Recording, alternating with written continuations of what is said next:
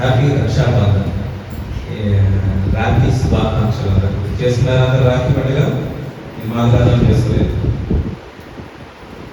పెట్టారమ్మా అన్నలకి తమ్ముడికి. ప్రాబ్లం లేదు అందరికి. ఒకసారి మరి ఉందాం. మరి brother and sister relationship bonding మరి చక్కగా నిలబడటానికి మరి ఈ లోకానుసారంగా మరి అందరూ కూడా ఒక తీపి గుర్తుగా ఉండటానికి మరి అక్కలు కానీ చెల్లెలు కానీ తమ కలిగిన అన్నలకి తమ్ముడికి అందరికీ కూడా ఒక గుర్తింపుగా ఉండడానికి ఒక ఏమంటారు అనుబంధం మధ్య ఒక గుర్తుగా ఉండడానికి వెరైటీగా చేసి అవి కట్టేస్తూ ఉంటారు. ఏదేమైనా మరి మీరు, మీ తమ్ముళ్ళు, మీ అన్నలు, అక్క చెల్లెలు, మీ కుటుంబం అంతా కూడా మరి చక్కని ఆత్మీయ అనుబంధంతో అందరూ కూడా వర్తిల్లాలని మరి ఈ రోజును కోరుకుంటూ ఉన్నాను.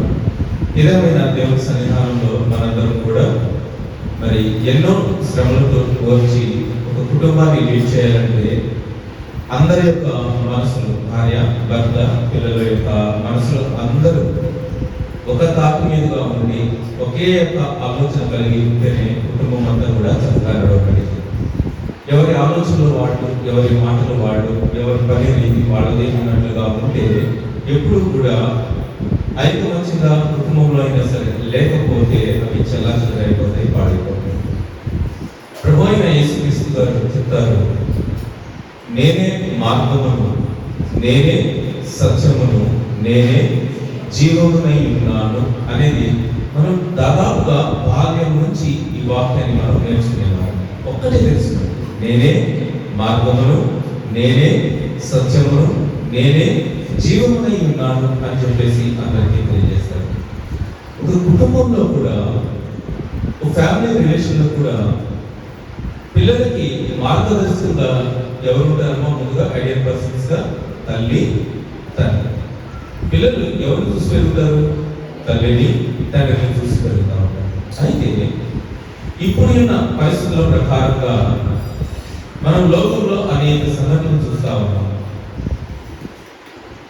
మరి ముఖ్యంగా ఆడపిల్లల్ని చూస్తా ఉన్నాం కదమ్మా, ఎట్లా వాళ్ళ పని వాళ్ళు చేసుకుంటున్నా, వాళ్ళ చదువులు వాళ్ళు చదువుకుంటున్నా, ఎవరింట్లో వాళ్ళు తింటా ఉన్నా, అన్యాయంగా ప్రేమ అని చెప్పేసి ఇంకోటి అని చెప్పేసి ఏం చేస్తున్నారమ్మా, వాళ్ళ యొక్క ప్రాణాన్ని నడి రోడ్డు మీద తీసేస్తా ఉన్నారు.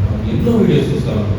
యాసిడ్స్ పోసేవాళ్ళు ఉన్నారు, పాడు చేసేవాళ్ళు ఉన్నారు, వాళ్ళని హతమార్చేవాళ్ళు ఉన్నారు, అవమానపరిచేవాళ్ళు ఉన్నారు, రేపు చేసేవాళ్ళు ఉన్నారు, అల్లరి చేసేవాళ్ళు ఉన్నారు, రకరకాలుగా అన్ని మనం చూస్తూ ఉంటాం.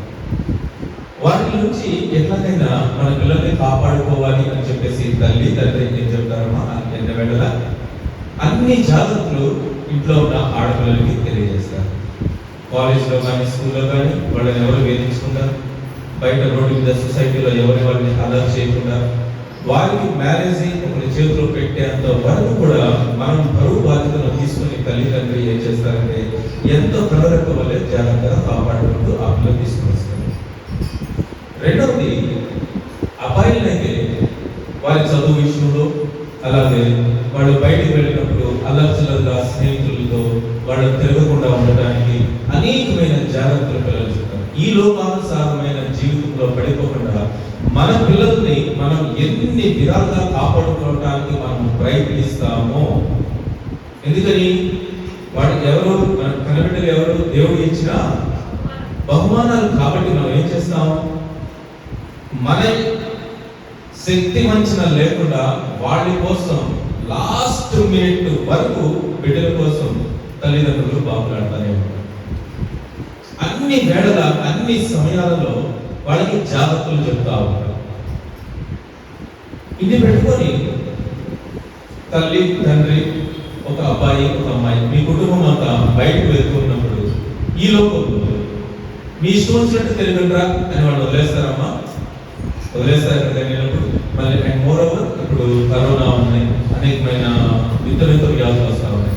ఈ టైంలో మనం ఎంత రక్షణ తీసుకుంటున్నాం, మాస్కులు పెట్టుకుంటున్నాం, కొంతమంది డబుల్ మాస్కులు పెట్టుకుంటున్నారు, డిస్టెన్స్ మెయింటైన్ చేస్తా ఉన్నాం, ఎవరి దగ్గర వెళ్ళట్లేదు, ఎక్కడ భోజనాలు చేయట్లేదు, హోటల్స్ నుంచి ఇట్లా ఎన్ని జాగ్రత్తలు తీసుకుంటున్నాం. ఎందుకని ఆ కరోనా వచ్చిన వాళ్ళకి ఎక్కడ అంటుకునేదేమో అని జాగ్రత్తలు తీసుకుంటాం. అలాగే ఈ లోకంలో మన బిడ్డల్ని ఈ లోకంలో నుంచి కాపాడుకోవడానికి మనం ఎన్ని జాగ్రత్తలు చెప్తాం.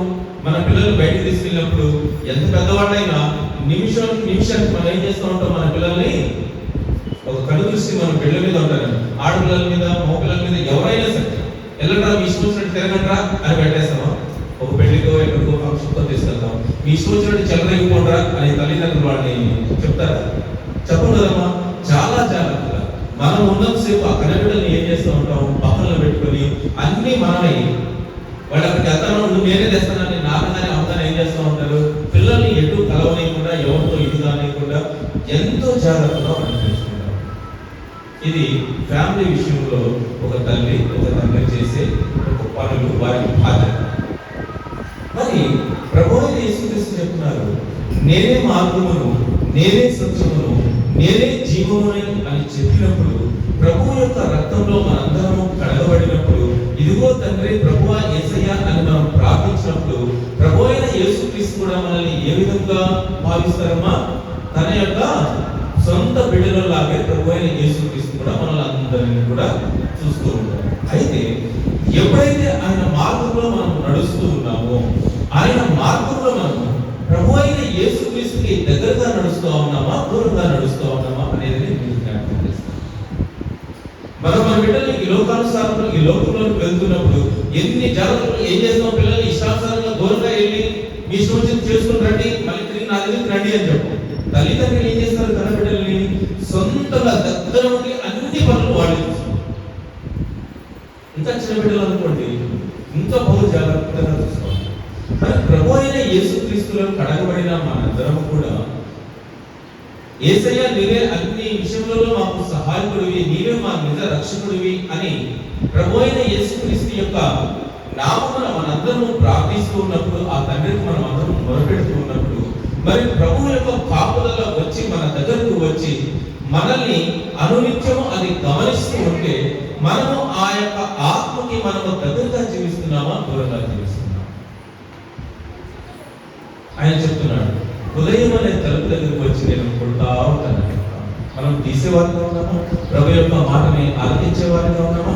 అన్ని వేళలా మరి ఎన్ని విషయాలలో మరి దేవుని యొక్క ఆత్మ వచ్చి మనతో మాట్లాడుతూ ఉన్నప్పుడు, తండ్రి నీవే నాకు సమస్తము అని ఆయన మీద పడి మనము ఆయన దగ్గరగా ఆయన కాపుదలలో నివసించేవారిగా మనం దాదాపుగా దేవుని సన్నిధానంలో ఎప్పుడు ఆయన క్లోజెస్ట్ గా నివసిస్తాము అంటే, మనం కష్టాలు, కన్నీళ్లు, బాధలు, దుఃఖం ఇట్లాంటి అన్ని కూడా శ్రమలలో ఉన్నప్పుడు మాత్రమే మనం ఏడ్చి ఏడ్చి ఏడ్చి ఏడ్చి దేవునికి దగ్గరగా ఉండడానికి నిత్యము మనం ప్రార్థిస్తాం. మనం చేసిన పనికి వచ్చిన యొక్క కష్టాన్ని ఫుల్గా తినేసి అంత ఎంజాయ్ చేసి వచ్చినప్పుడు దేవుని సన్నిధానంలో ఏడ్చి ప్రార్థించి దేవుని సన్నిధానంలో దగ్గరగా ఉండగలమా? మనకు అన్ని దేవుడు కావాల్సినవి సమకూరుస్తున్నాడు అమ్మా. తండ్రి అని చెప్పేసి దేవుడి దగ్గర మొదలుపెట్టి ఆయన హత్తుకునే వారిగా ఉంటారా? చాలా మంది ఉండలేదు. ఎందుకని? మన కడుపు నిండిపోయింది కాబట్టి వెంటనే మనకి ఏమవుతుంది? నిద్ర వస్తుంది. దేవుని సన్నిధానంలో మెలకువ లేకుండా మన ఇష్టానుసారమైన ఆలోచనతో, ఎందుకని? డబ్బు అనే ఒక ధైర్యం మనకు వచ్చేసింది కాబట్టి అన్ని నేను ఏదైనా చేసుకోగలను అనే అహంభావం ఏమవుతుంది? మనిషి యొక్క మనసులో అది పెరుగుతూ పెరుగుతూ పెరుగుతూ వచ్చి ఏం చేస్తుందంటే దేవునికి దూరంగా నడపడం. అందరూ కాదమా, దాదాపు 95% మందికి డబ్బు అనేది మన చేతిలోకి వచ్చినప్పుడు అహంకారం అనేది ఆటోమేటిక్ గా పెరిగిపోతుంది. ఎవరినైనా నేను ఏదైనా చేయగలను అనే అహంభావంతో వారి నడక, రీతి, ఆలోచన, మాట అన్ని కూడా మారిపోతుంది. క్రైస్తవులైన మనకు అనగా క్రీస్తుని ఎరిగిన వారమైన మనకు అలాంటి యొక్క నడక, రీతి, ఆ మార్గము మనది కాదు. ఎల్లవేళలా మనం దేవుడికి దగ్గరగా నడవడం ప్రారంభించాలి. ఎట్లా దేవుడికి మనం దగ్గరగా నడుస్తాము, ఎలా దేవుడు మనకు దగ్గరగా ఉంటాడు అనేది ఈ రోజు యొక్క వాక్య భాగంలో మనం తెలుసుకుంటాం. దేవుడిని ఏ విధంగా మనకు అన్ని వేళలా ఎట్లా తోడుగా ఉంటాడు, ఏ రూపేణ ఆయన తోడుగా ఉంటాడు అనేది మనం తెలుసుకుంటాం. ఎందుకంటే మనము ప్రభు అయిన యేసుక్రీస్తు రక్తంలో కడగబడిన యొక్క బిడ్డలము కనుక నిత్యము ఆయన ఆత్మ మనల్ని వెంటాడుతూ మనల్ని ఏం చేస్తుంటుందమ్మా? రక్షిస్తూ కాపాడుతుంది. నమ్మిన వాళ్ళందరూ దేవునిస్తూ. హల్లెలూయా. ముందుగా ప్రభు అయిన యేసుక్రీస్తు చెప్తున్నారు, నేనే మార్గము, నేనే సత్యము, నేనే జీవనం. ఆ మార్గంలో నడుస్తూ ఉన్నప్పుడు దేవుని యొక్క ఆత్మ మనకి ఫస్ట్ ఏ విధంగా తోడుగా ఉంటుందో ముందు తెలుసుకుందాం. మొదటి యోహాను సువార్త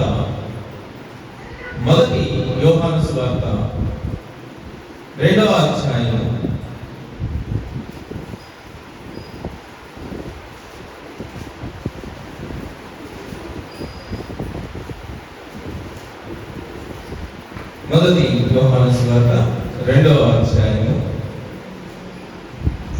20వ వచనాన్ని నేను చదువుతాను చూడండి.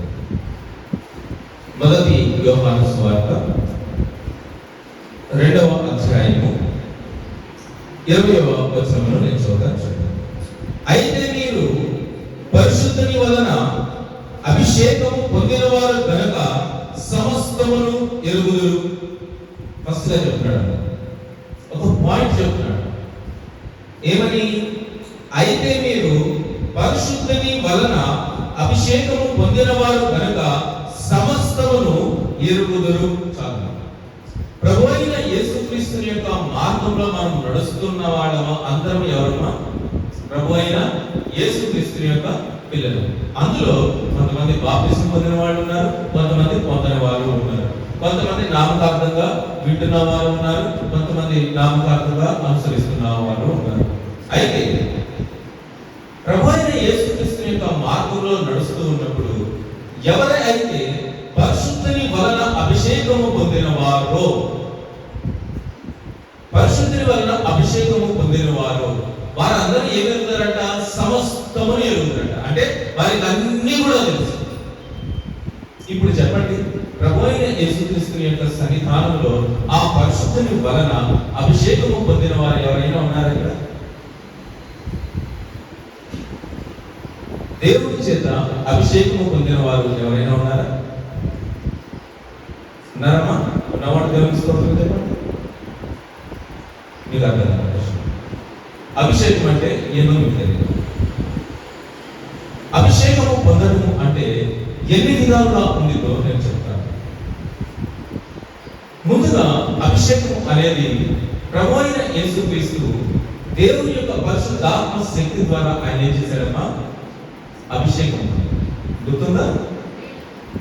ఆయన బాప్తిసం తీసుకున్నప్పుడు ఆకాశం నుంచి పరిశుద్ధాత్మ వచ్చి ఆయన ఏం చేసిందమ్మా? అభిషేకించింది. రెండవదిగా నూనెతో నా తలను అంటి ఉన్నాను. ఆ కీర్తన ఒకసారి చదువుతాం. చూడండి, 130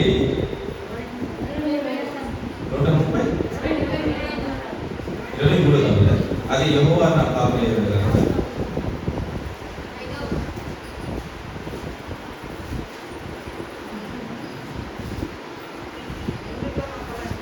ఒక 23వ కీర్తనలో యెహోవాయే నాకు కాపరి అయి ఉండగా, ఫస్ట్ ఎందుకని? మనం ఆయన మార్గంలో మనం నడుస్తూ ఉన్నాం కాబట్టి. అర్థమవుతుందమ్మా? యేసయ్యాని మనం మోకరించి ప్రార్థిస్తూ ఉన్నాము కాబట్టి ఆయన మనకు కాపరి. అమ్మ, నాన్న అని పిల్లలు మనల్ని పిలిచినప్పుడు మన బిడ్డలకి రక్షకులు ఎవరమ్మా? తల్లి, తండ్రి. నీవు, నీ భర్తే నీ బిడ్డలకి రక్షకులు. అలాగే యేసయ్యా అని మనం ప్రార్థించినప్పుడు యెహోవాయే మనకు కాపరిగా ఉంటాడు. అది ఫస్ట్ ఆఫ్ ఆల్ మన మైండ్ లో ఫిక్స్ అయిపోవాలి. ఎలాంటి టైంలో యెహోవాయే నాకు కాపరి అయి ఉండగా నాకు లేమి అనేది ఏది కూడా కలుగదు. పచ్చిగల చోట్లను ఆయన నన్ను పరుండు చేయించు ఉన్నాడు. శాంతికర జలముల యొక్క ఆయన నన్ను నడిపించుచూ ఉన్నాడు.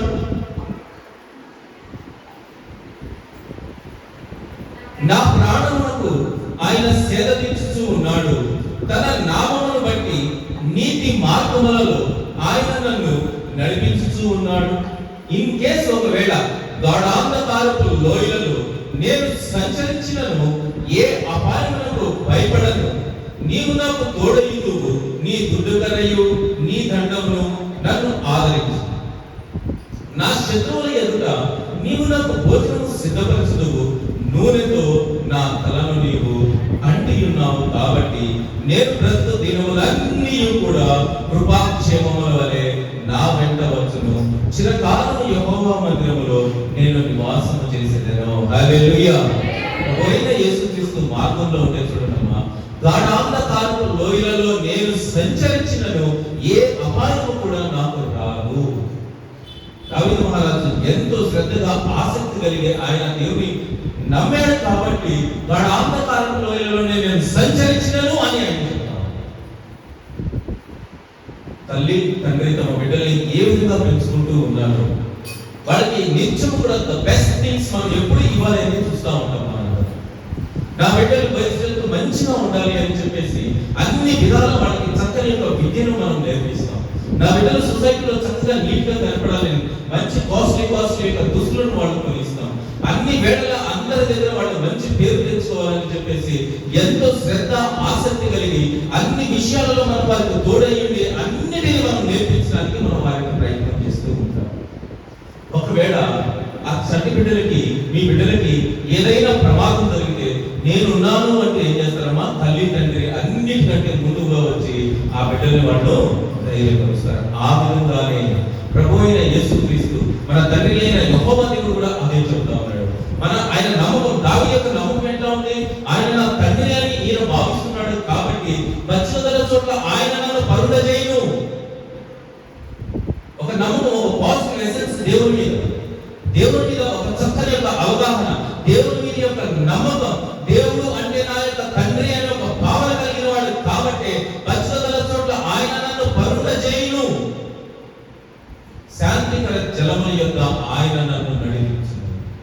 ప్రియమైన దేవుడు పెట్టారు, దావీదు మహారాజు ఎంత చక్కగా దేవుడు అని నమ్మిన తర్వాత సొంత తండ్రి నిజ రక్షకుడుగా ఆయన భావించి చెప్తా ఉన్నాడు, గాఢాంధకారపు లోయలలో నేను సంచరించినను నాకు ఏ అపాయం కలగదు.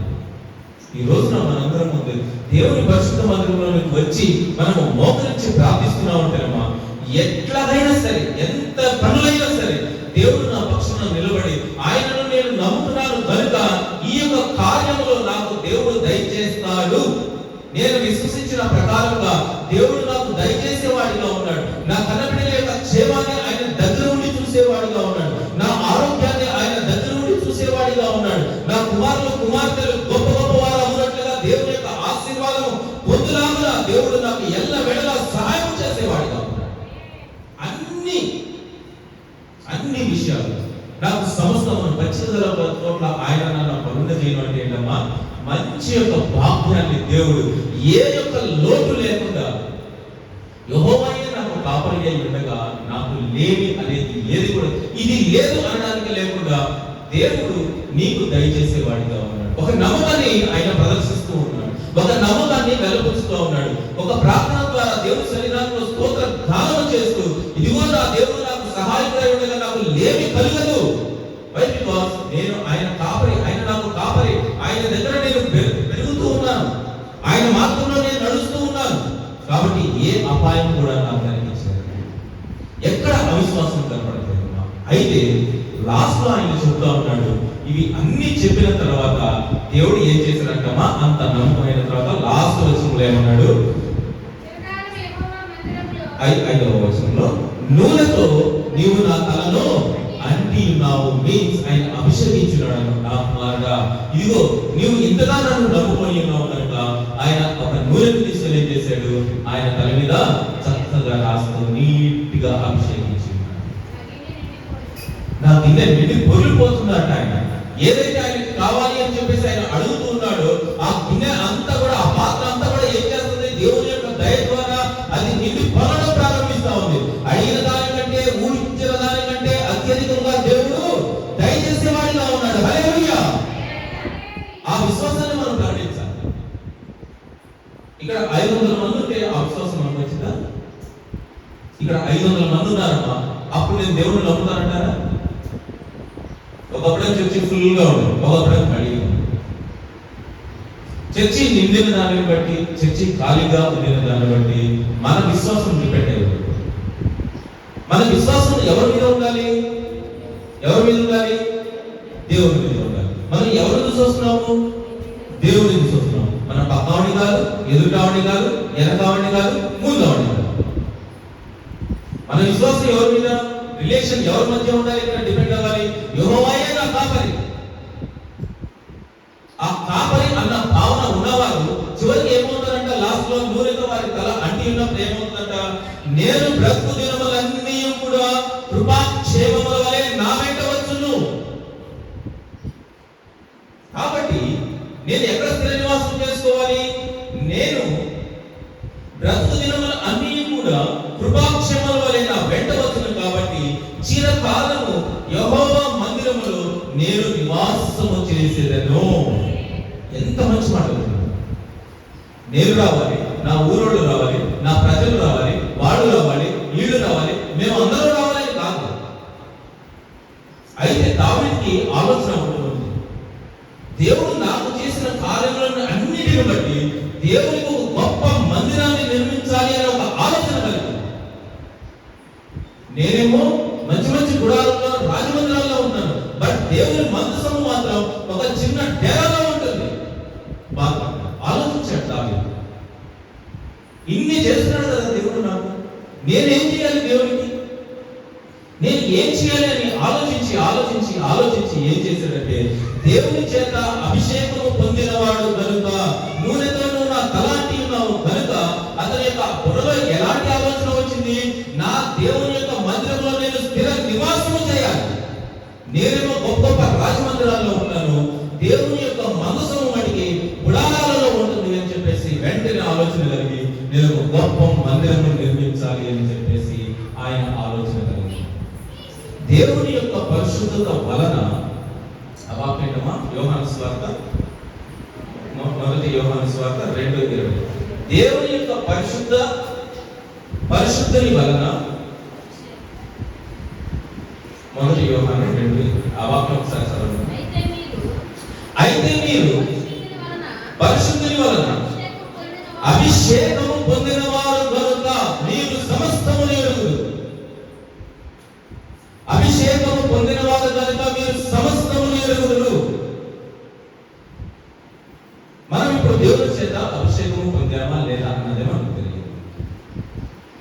ఇక్కడ దావీదు మహారాజుని మామూలుగా ఆయన ఉన్నప్పుడు దేవుడు ఏం చేశాడంటమ్మా, నూనెతో ఆయన తలను అంటి. నూనెతో మీరందరూ తలలో అనుకుంటున్నారా? అనుకుంటారమ్మా? అది అభిషేకం మొదలైతేనా? ఇక్కడ ఏం చేయాలి? ఒక దైవదాసులైనా లేదా దేవుని యొక్క పరిశుద్ధాత్మలైనా మీరు అభిషేకం ఉండాలి. నూనెతో మనదే మనం ఎప్పుడు రాసుకుంటే అది అభిషేకం పొందినట్టు కాదు. బట్ ఇంకొక టైం, అలా అభిషేకింపబడే యొక్క టైం కూడా ఉంటుంది. మీకై మీరే నూనె రాస్తుంది, అలాంటి టైం కూడా ఒక రోజు ఉంటుంది. ఆ టైం కూడా అది అభిషేకంగా పొందిన యొక్క రీతిని అది తెలియజేస్తుంది. ఒక టైం అది కూడా వాక్యం. ముందుగా దావీదు దేవుని చూద్దాం. నూనెతో దేవుడు ఆయన తలని అంటి ఉన్నాడు. రెండవదిగా ఆయన మహారాజు అయినప్పుడు ఏం చేస్తారమ్మా, నూనెతో ఒక యాజకుడు వచ్చి ఆయన తల మీద నూనెను పోసి ఏం చేస్తారమ్మా, అభిషేకం పొందుతాడు. నూనె 8 గారు వచ్చింది, దేవుడే వచ్చి ఆయన తల మీద అంటి నుండి ఆయన అభిషేకించాడు. ఊరకు రాయడమ్మా, జుట్టు గరగలాడుతుందని దేవుడు రాశాడా? దావీదు జుట్టు పొడి ఉంది, రింగులు ఉంది అని చెప్పేసి నూనె వచ్చి రాశాడా? దేనికి రాశాడు? నూనె అలా అంటి ఉన్నాడు కదా పాస్టర్ గారు, అక్కడ అభిషేకించడం అని లేదే అని డౌట్ అవుతుంది. నల్లగా అవ్వాలని రాశాడు దేవుడు? అలా కాదు, కేరింగ్. ఏం చేస్తారు మా ఆడపిల్లల్ని తల్లి బాగా ఎవరైనా అట్లా బయట వచ్చినప్పుడు ఏం చెప్తారు? చక్కగా స్నానం చెప్పి ఏం చేస్తారు? తలకి నీట్గా నూనె రాసి ఏం చేస్తారు? తల్లి ఏం చేస్తారమ్మా? నీట్గా జడేస్తారు. ఎవరు చేయరా? చేస్తారా? మన ఆడపిల్లలకి ఏం చేస్తారు? నీట్గా జుట్టు పెద్దగా పెడతారని మంచి నీట్గా నూనె రాస్తూ ఉంటారు. అది మనం కేరింగ్. ఆ కేరింగ్ దేవుడు చూస్తున్నాడు. నా కుమారుడా, ఎంతగా నీవు నా మీద నమ్మకించున్నావు, ఎంతగా నీ ఆలోచనలు, నీ యొక్క నడవడిక ఎంత గొప్పగా ఉంది, నా మీద ఎంత నమ్మకాన్ని చూపిస్తున్నావు నా కుమారుడా అని చెప్పేసి దేవుడు కూడా దావీదు దగ్గర తీసుకుని ఏం చేస్తున్నాడు, తన చేతులు ఆలోచనలో ప్రవేశిస్తుని ఆయన తలని అంటుతూ ఉన్నాడు. నా ప్రియ కుమారుడు దావీదు ఎంత గొప్పగా చూస్తాడు. అట్లా దేవుని చేత మనం అభిషేకం పొందాలి అంటే దేవుడు ఏం చేశాడు? ఆయనే మార్గము అని దేవుని దగ్గర ఆయన మొరపెట్టి ప్రార్థించిన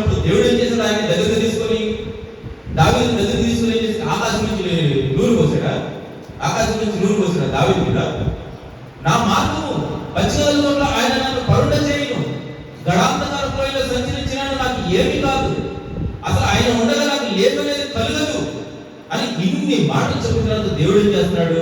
ఆకాశం నుంచి దిగి వచ్చి ఏం చేస్తున్నాడు?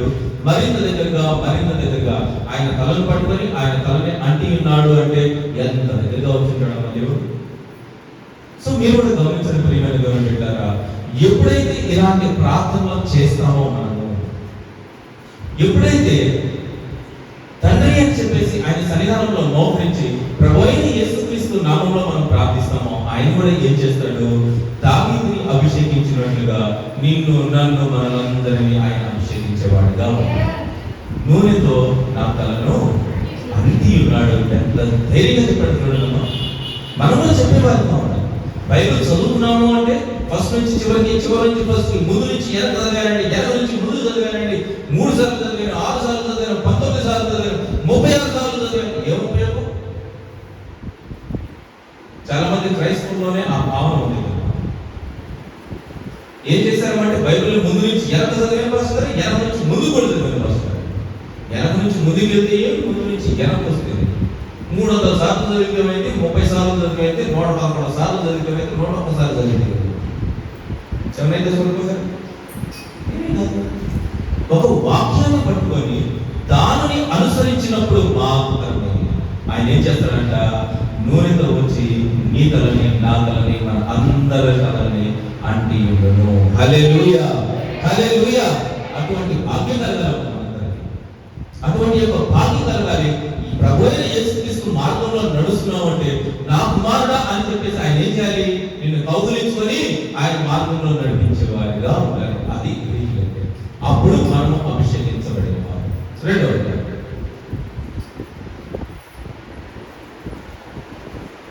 కీర్తన గ్రంథం ఇంకొకటి ఉందమ్మా, ఇందాక చెప్పాను కదా, 133వ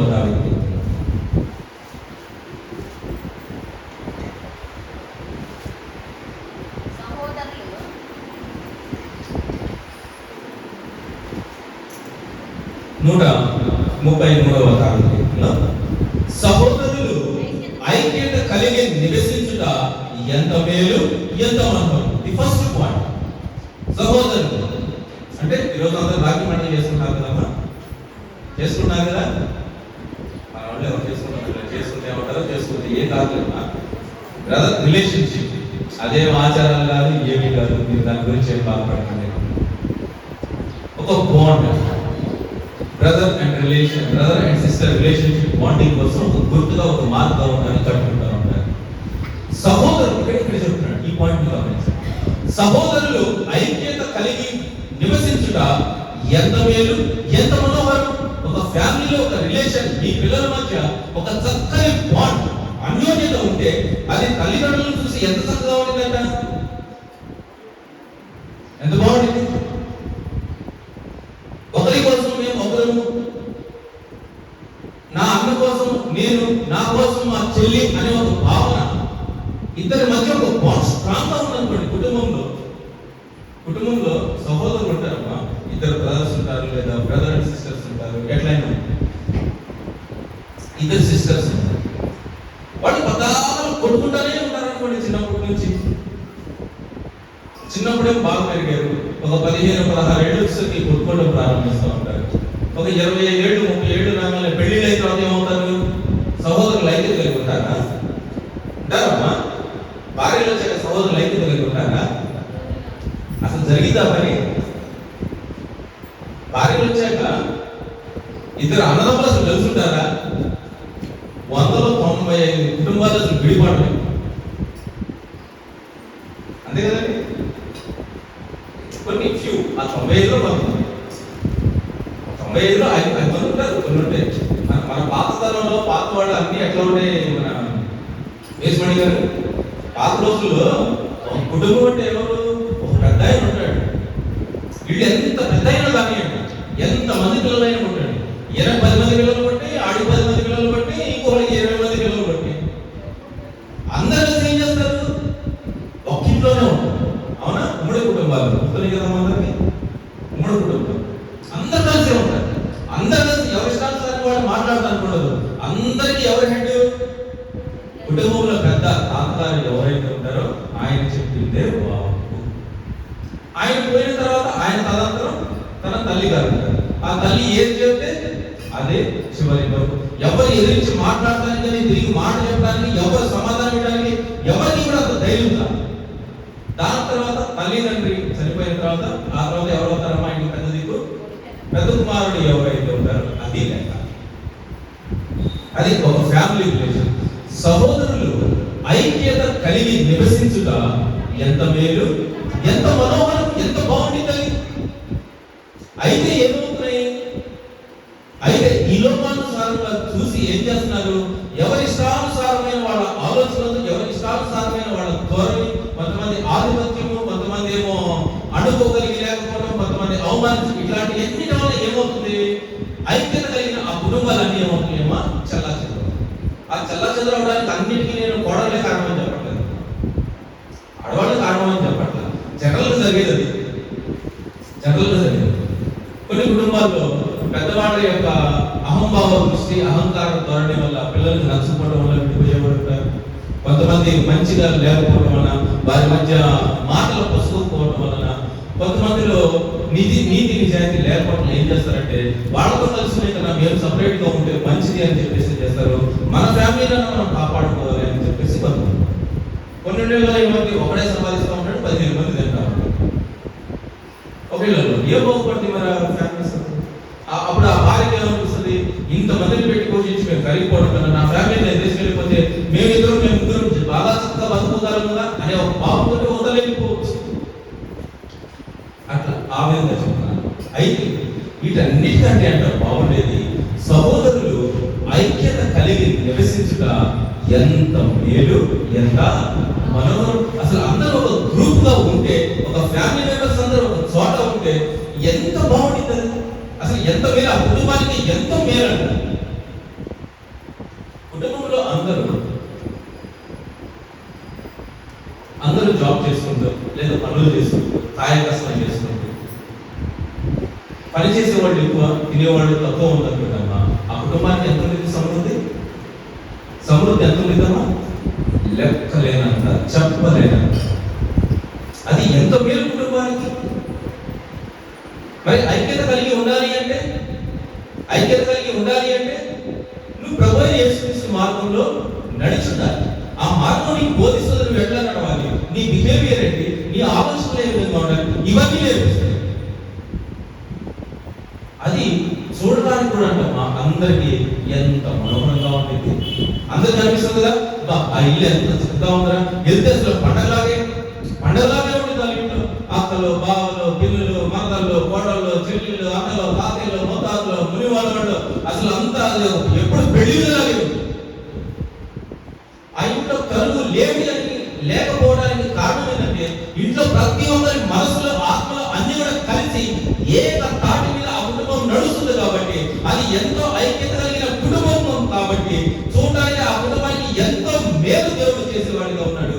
జనులందరికీ చూడడానికి అది ఎంతో మనోహరంగా, ఎంత చక్కగా ఉంటారో ఆ ఫ్యామిలీ అనిపిస్తుంది. మీకు అనిపిస్తుంది ఎప్పుడైనా? జనరల్గా అనిపిస్తుంది కదా, పెళ్లికి వెళ్ళినప్పుడు, ఏదైనా ఫంక్షన్స్ వెళ్ళినప్పుడు, మన ఆత్మీయులు, బంధువులు, స్నేహితులు అందరూ కలిసి మాట్లాడుతూ ఉన్నప్పుడు ఎప్పుడు పెళ్లికి వెళ్ళిపోదాం అనిపిస్తుంది. మనకి అనిపిస్తుంది కదా. మనకు కావాల్సినట్టమ్మా మన ఆత్మతో ఏకమైన వాడు, మన మంచి కోరుకునేవాడు, మనకు మేలు చేయ ఆలోచించిన వాడు, ఎల్లవేళ మన కోసం పాటుపడేవాడు, మన కోసం ఏదో ఒక టైంలో సహాయం చేసేవాడు, ఏదో ఒక టైంలో మన గురించి ఆలోచించేవాడు వచ్చి మనతో బాగుంట మాట్లాడినప్పుడు మనసుకి ఎంత ప్రశాంతత దొరుకుతుందమ్మా. వాళ్ళని విడిచి వెళ్ళబోద్ది కాదు. జనరల్గా మీటింగ్స్కి అదే పెళ్లికి అట్లా అయినప్పుడు ఆడవాళ్ళు 2 గంటల మీటింగ్ చెప్తాం. అవునమ్మా, చెప్తాం కదా. ఎందుకని? వాళ్ళ మనసు పంచుకోవడానికి. ఇప్పుడు అందరూ మీరు ఎక్కడ ఉన్నారు? మీరు, మీ ఆయన, మీ భార్య, అదే మీరు, మీ ఆయన, మీ పిల్లలు, అంతే. పక్కన వాళ్ళతో ఏ చుట్టుపక్కలతో ఎవరితో మనం పడవు. మనకి ఏమనిపిస్తుంది? మన రిలేషన్స్, మన బంధువులతో ఏదైనా కలిసి మాట్లాడడం, మంచి వాళ్ళైతే, చెడ్డవాళ్ళైతే వాళ్ళు తెలియకూడదు. మంచి వాళ్ళు అయినప్పుడు మనం ఏం చేస్తాం? వాళ్ళతో కూర్చొని చక్కగా మాట కలిపి అన్ని విషయాలు తెలుసుకుంటాం. మనలో మనసు ఉన్న బాధ అంతా కూడా వాళ్ళకి చెప్పుకొని మన మనసుని కొంత ఓదార్పు తీసుకుంటాం. మనసుకి హాయిగా ఉంటుంది. అదే పిల్లలు కష్టపెడతా ఉన్నారనుకోండి తల్లిదండ్రుల్ని, వాళ్ళకి అసలు ఇంట్లో ఉండబుద్దైందా? పదార్థాలు అవమానిస్తూ ఉంటారు, ఇంట్లో ఉండబుద్దైందా? నీ బిడ్డలు నిన్ను కించపరుస్తూ ఉంటారు, చిన్న చూపు చూస్తూ ఉంటారు. నీ బిడ్డలే, నువ్వు చిన్నప్పటి నుంచి కష్టపడి పెంచిన బిడ్డలే నిన్ను అవమానపరిచి దూషిస్తూ అన్ని వాళ్ళ వైపే మాట్లాడుతూ ఉంటారు. తల్లిదండ్రులకు ఏమైపోతుంది? అబ్బా నా పిల్లలు భలే మంచి ముందుగా పెట్టుకుంది లేదా, మా బిడ్డ నుంచి దూరంగా వెళ్ళిపోయి ఒంటరిగా బతికే బాగుండు అనిపిస్తుంది. అంతే కదా అనిపించేది. తల్లి తండ్రి అని వాళ్ళు గౌరవించలేకపోతే, ఆ గౌరవించలేని వాళ్ళ మధ్య నీకు ఎలా విశ్వసిస్తుంది? వాళ్ళు నిన్ను దూషిస్తూ అవమానకరంగా మాట్లాడుతూ ఉంటే చిన్నప్పటి నుంచి ఎంతో ప్రేమగా ఓడితున్న రెక్కల క్రింద తన బిడ్డని ఏ విధంగా పెట్టుకొని కాపాడుకునితో అంతకంటే 100 రెట్లు ఎక్కువగా నీ బిడ్డల కోసం నువ్వు కష్టపడి శ్రమపడి పెంచి ఎంతో బాధ్యతగా పెంచి నీతి బోధనలు చెప్పించి వాళ్ళని పెంచి పెద్ద చేస్తే చివరికి నిన్నే అవమానిస్తారు, నిన్నే దూషిస్తారు, నీ కష్టాన్ని ఎగతాళి చేస్తారు. నువ్వెందుకు పనికిరాని వాడు అంటారు, నువ్వెందుకు పనికిరాంటారు. ఆ టైంలో ఆ తల్లిదండ్రులు ఎవరు స్థిపించరు. అయితే ఏం చేస్తారు? తమ బిడ్డలు బట్టి వీళ్ళు వించడం కన్నా దూరంగా ఒంటరిగా ఉంటే బాగుండు అనిపిస్తుంది. ఆ టైంలో నీ స్నేహితులు కానీ నీ బంధువులు కానీ నీ ఆత్మ తెలిసిన వాళ్ళు ఏజ్ వాళ్ళు అందరూ ఒకసారి కూర్చున్నారు అనుకోండి, ఎంత చక్కగా ఉండేది మా మనసుకి, ఎంతో హాయి. మనమంటూ మన బాధను షేర్ చేసుకోవాలి. ఆ షేర్ చేసుకునే మిత్రుడు మనకి ఎవరై ఉండాలి? ఎవరై ఉండాలి? దేవుడై ఉండాలి. హల్లెలూయా. మన దేవుడు మీరు ఫ్రెండ్గా ఎంచుకోండి, నిజ స్నేహితుడిగా ఎంచుకోండి. సహోదరులు ఐక్యత కలిగి ఉండుట ఎంత మేలు, ఎంత మనోహరం. అది చూడడానికి ఎట్లా ఉంటుందంట చూడండి. అది తల మీద పోయబడి అహరోను గడ్డము మీదుగా కారి అతని అంగీల అంచు వరకు దిగజారిన పరిమళ తైలము వలె ఉండెను. హల్లెలూయా. అసలు ఐక్యత కలిగి మన మనసుతో పాటు ఒక మనసు కలిగి ఒక మాట రీతి ఆత్మ అన్ని కలిసి అంటే చూడటానికి ఎంత అహరోను తల మీద తైలము పోయబడి అది గడ్డము మీదుగా కారి తన అంగీల అంచు వరకు కారినప్పుడు చూడటానికి ఎంత గొప్పగా ఉందో. అభిషేకం అహరోను ఏం చేశారమ్మా? తైలముతో అభిషేకించినప్పుడు చూడటానికి ఎంత చక్కగా ఉందో. అంటే ఒక రిలేషన్షిప్ ఇద్దరి మధ్య, అన్నదమ్ముల మధ్య, అక్కచెల్లెల మధ్య ఒక మంచి బాండ్ రిలేషన్ మీ కుటుంబంలో ఐక్యత కలిగి ఉంటే అది ఎట్లా ఉంటుందంట? దేవుడికి చూడడానికి, దావీదుని చూడడానికి ఎట్లా ఉందంట? అహరోన్ని అభిషేకించినప్పుడు అతని తల మీద తైలము పోస్తే ఆ తైలము ఆయన గడ్డం మీద కారి అంగీల అంచు వరకు కారుతున్నప్పుడు ఎంత మనోహరంగా ఉందో చూడవచ్చు. వాళ్ళు రాజుల హడావుడి ఎట్లా ఉంటుంది? ఇప్పుడు మన తల మీద కొబ్బరి పోస్తుంటే భలే ఉండేది అంటామా? ఒక హోమ్ పెడతాం, ఆమె మీద డబ్బా తెచ్చి ఫుల్ పోసి అనుకోండి, ఆహా చూడటానికి ఎంతో మనోహరంగా ఉంటుంది, ఎంత గొప్పగా ఉందంటారు. ఎవరైనా అంటామా? ఎవరు అనుకున్నారమ్మా? ఇక్కడ దేంతో పోలుస్తున్నాడు? అక్కడ కూడా తైలమే, అక్కడ కూడా ఆయిల్ పోస్తున్నాడు. బట్ ఒక రాజుని, ఒక యాజకుడిని అభిషేకించినప్పుడు మేళ తాళాలతోటి, గొప్ప గొప్ప ధ్వనులతోటి, పూర శబ్దములతోటి, ఇంటి నిండా అంతా ఆ రాజమందిరాలన్నీ తోరణాలతోటి, పూలతోటి, మంచి ప్రశస్తమైన వస్త్రములతోటి అనేక మంది పండితులు యాజకుల మధ్య ఏం చేస్తారు? ఆయన మీద ఆ యొక్క ప్రవచనాలు చదివితే ఏం చేస్తారమ్మా? ఆయన మీద మంచి మంచి బంగారపు పాత్రలో ఆ నూనె తీసుకొని పై నుంచి వస్తూ ఎంతో చదువుతారు. మనం పెళ్లి చేసుకునే దానికను పెద్ద పెద్ద అంబానీ వాళ్ళు చేసుకునే దానికి తేడా ఉందమ్మా. వాళ్ళు పెళ్లి కార్డే దాదాపు ఒక 50,000 లక్ష రూపాయలు అంట వాళ్ళ పెళ్లి కార్డు. అందరికి బంగారు పెళ్లి అవి. వాళ్ళు వాడే పూలు పెడతానికి పూలు మనం ఎక్కడ చేస్తాం? పెళ్లికి ఎక్కడి నుంచి చేస్తామా? పోతే మా మార్కెట్లో వాళ్ళు కెనడా వెళ్ళి అక్కడ కొన్ని పూలు వేరే దేశాలు పంపించి, ఇంకో దేశం పంపించి ఇంకో పూలు, ఇంకో దేశం పంపించి ఇంకో పూలు, జనాలు కూర్చున్నారు. అసలు ఆ పెళ్లి మనం చూడదాం అసలు. ఎంట్రన్స్ కూడా ఉంటుంది, ఎంట్రన్స్ కూడా ఉంటుంది. మహామారుగా ఉండదు. వాళ్ళు సెలెక్టెడ్గా కొంతమందిని పిలిపిస్తారు, వాళ్ళు మనకి చేస్తారు. తినే ఆహారం ఏంటి, ఆ డెకరేషన్కే కోట్లు ఖర్చు పెడితే పెళ్ళిళ్ళు, వజ్రాలు, వైడూర్యాలు ఏమిటమ్మా. పెళ్ళంటే అది అంటాం, అంతే కదమ్మా.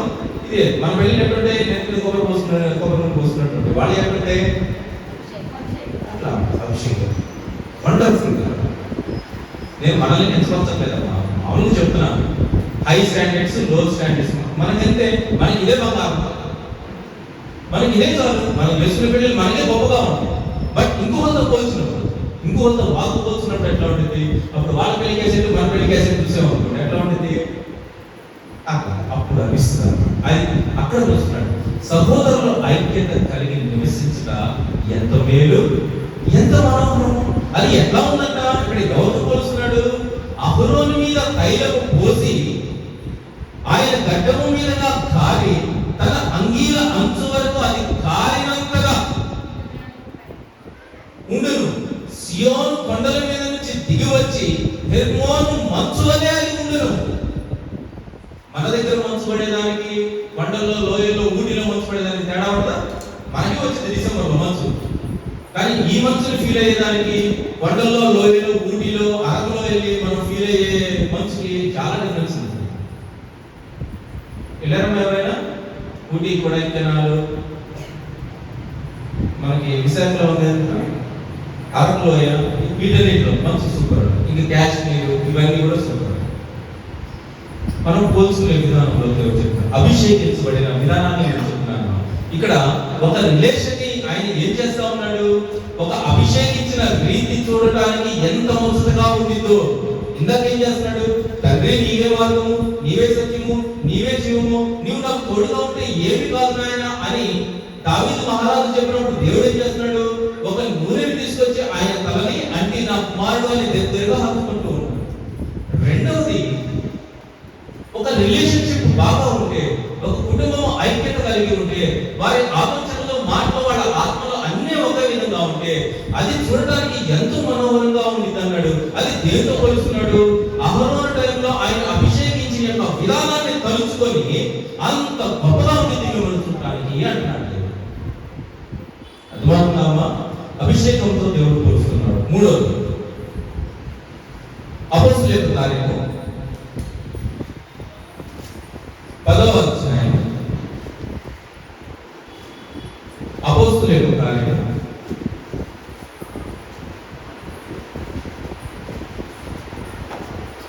10వ అధ్యాయం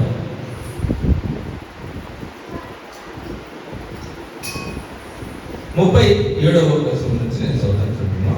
అపోస్తలుల కార్యము 10వ అధ్యాయం 37వ వచనం నుంచి నేను చదువుతాను. యోహాను బాప్తిస్మము ప్రకటించిన తరువాత గలిలయ మొదలుకొని యూదయు అంతంతటా ప్రసిద్ధమైన సంగతి మీకు తెలియదు. ఇక్కడ ఏం ప్రకటిస్తున్నాడంట? యోహాను ఏం ప్రకటిస్తున్నాడంట? ప్రభువైన యేసుక్రీస్తు, యోహాను అంత గర్భమున్న తర్వాత అంత ఒకే ఏజ్ లో ఎదుగుతున్నారు. అయితే యోహాను ఒక 2 బిడ్డలు ముందుగా ఏం చేస్తున్నాడు? ఆయన ఒక దీనిని ఒక కార్యక్రమాన్ని ఆయన ప్రకటిస్తున్నాడంట. ఏం కార్యక్రమం అది? ఏం కార్యక్రమం అది? ఏం కార్యక్రమం? ఇప్పుడే కదా బాప్తిస్మము. బాప్తిసాన్ని ఆయన అంతటా ప్రజలు చేస్తున్నాడు. బాప్తిస్మాన్ని ప్రకటించిన తరువాత గలిలయ మొదలుకొని యూదయ ఎంతంతటా అది ప్రసిద్ధమైన సంగతి మీకు తెలియదు. అదేదనగా, అసలు ఆ బాప్తిస్మం అంటే ఏంటంట?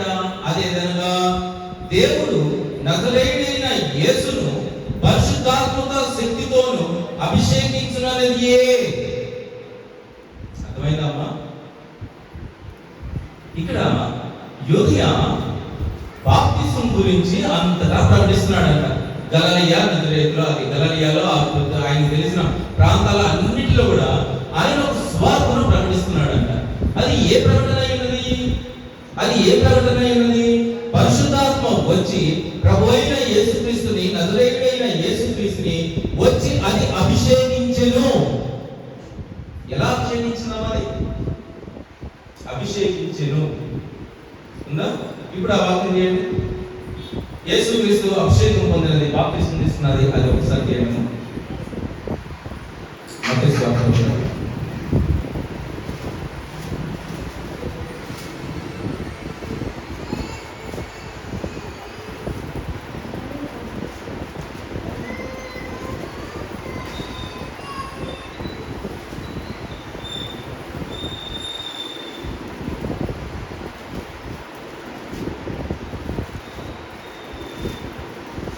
3వ అధ్యాయం, మత్తయి సువార్త 3వ అధ్యాయము 11వ వచనం నుంచి నేను చదువుతాను చూడండి.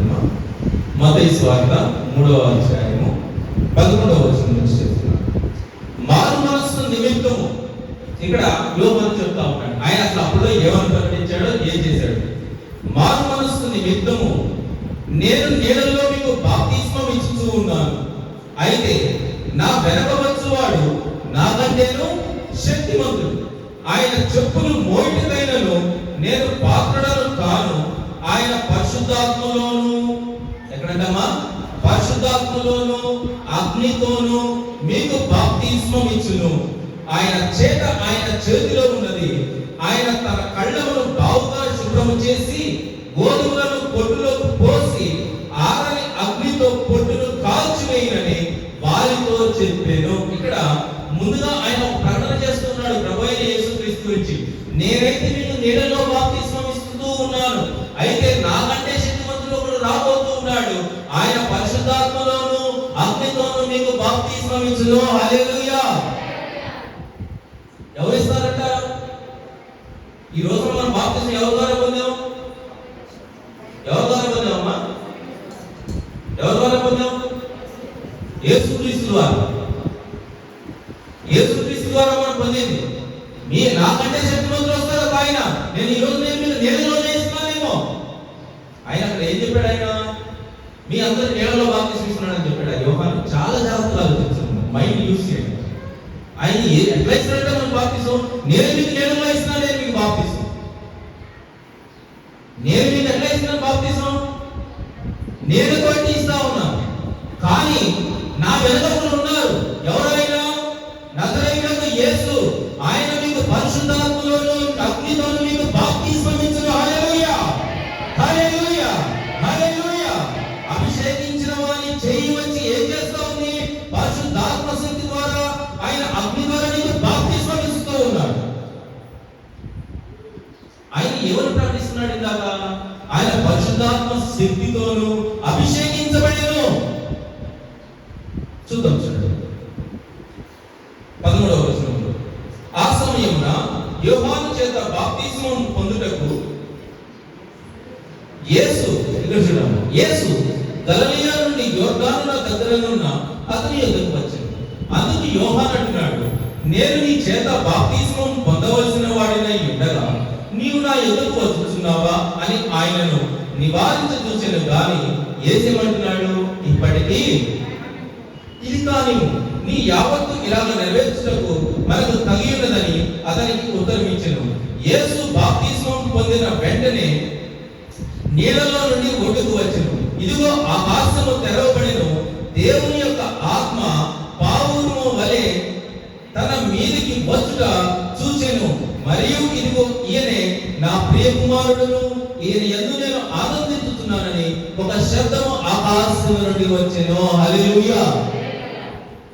ఆయన ప్రియ కుమారుడి ద్వారా ఆకాశము నుంచి ఏమొచ్చిందంట?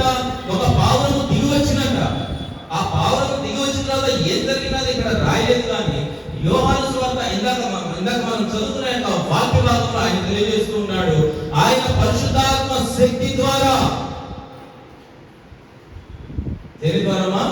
పరిశుద్ధాత్మ శక్తి ద్వారా, అగ్ని ద్వారా ఏం చేస్తారంటే మనల్ని అభిషేకిస్తారు. ఇప్పుడు చెప్పండి, అభిషేకం పొందిన వాళ్ళందరూ దేవునికి స్తోత్రం.